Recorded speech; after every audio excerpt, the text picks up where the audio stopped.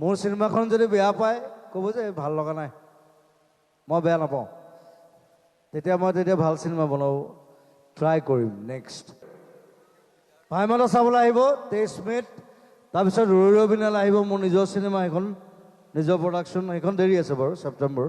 সেইটো খবৰ এনেও পাবলৈ অকণমান দেৰি ৰৈ থাকক, লাহে লাহে। প্ৰথমতে ভাইমন্দা চাওক, তাৰপিছত ৰৈ ৰৈ বিনালে চাওক।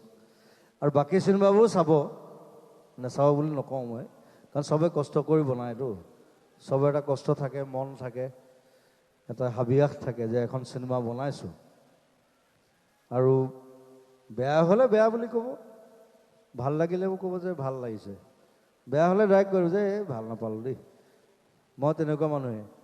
চ' মোৰ চিনেমাখন যদি বেয়া পায় ক'ব যে ভাল লগা নাই, মই বেয়া নাপাওঁ, তেতিয়া মই ভাল চিনেমা বনাব ট্ৰাই কৰিম। নেক্সট চ' সকলোকে খালি অসমীয়া চিনেমা চাবলৈ আহ্বান জনাইছোঁ, সেইটোৱে মেইন কথা। অসমীয়া চিনেমা জিন্দাবাদ। 23 মে' ভাইমন্দা। Thank you very much.